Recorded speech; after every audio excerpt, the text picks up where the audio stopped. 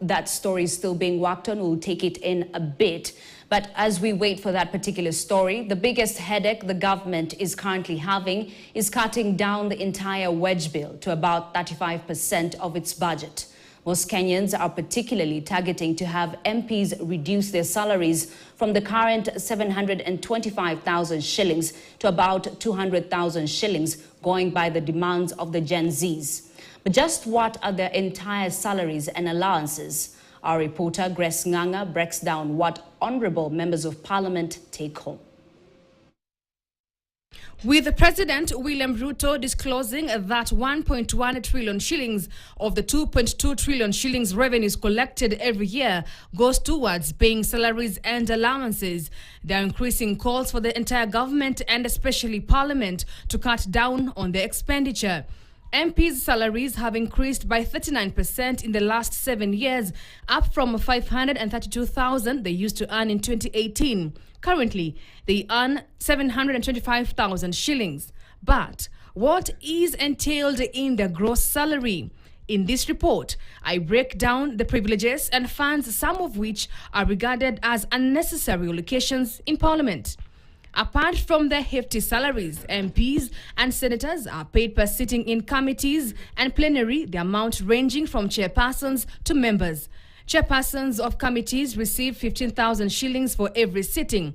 The vice chairs takes home 12,000 shillings, whereas members are paid 7,500 shillings. In this case, with 67 standing committees in Parliament, and number of members varying from each committee, hundreds of millions of shillings are used in the sittings alone.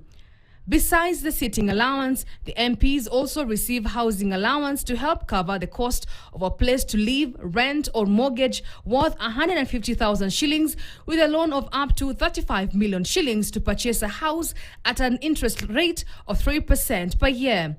They also have commuter allowances to cater for transport. The legislators have mileage claim where MPs are reimbursed for one return journey per week from the National Assembly to their homes. Still on commuter allowances, Nairobi Senator Edwin Sifuna shocked the country when he revealed that he had 377,000 balance on his ETC card, which is paid yearly for the use of the expressway. When I became the Deputy Minority Whip, I was allocated a vehicle, a GK vehicle. On the first day that I used that car to go home, I passed through the expressway. I was shocked, Honorable Speaker, at the amount of money that is on my ETC card for my parliamentary car. As of this morning, when I used that same car to come here, there is 377,000 Kenyan shillings on my ETC. This means that if the amount is paid to all leaders of parliament, including the two speakers of the National Assembly and the Senate, and their deputies, majority and minority leaders from both houses, their deputies, whips, then Kenyans could be paying over 5.4 million shillings for the use of expressway alone. MPs also enjoy car maintenance allowance at 356,000 shillings per month. A total of 124 million for all 349 MPs. And they can access a car loan of up to 8 million shillings to purchase a car at an interest rate of only 3% per year.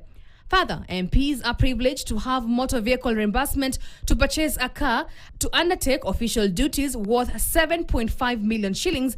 Other allowances enjoyed by MPs is airtime allowance worth 15,000 shillings per month, and medical benefits where the spouses up to 5 of the dependents' children under 25 years of age are covered with an inpatient cover of a maximum of 10 million shillings.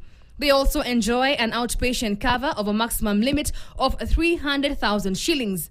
Maternity cover of a maximum limit of 150,000 shillings, dental and optical coverage of 100,000 shillings. This, as some legislators criticize their colleagues for showing off their lavish lifestyle. Would an MP be able to donate 20 million shillings at a harambe? He was very offended. In another function, I saw a minister of this government carrying a white bag, on the bag like this, and started announcing how many millions are in that bag. Said, Moja. In his declaration of implementing austerity measures, eyes are now on President William Ruto to see what will be affected in his target to reduce the wage bill to 35%, Parliament being just one of the highly paid institutions. Grace Nganga, KTN News, Nairobi.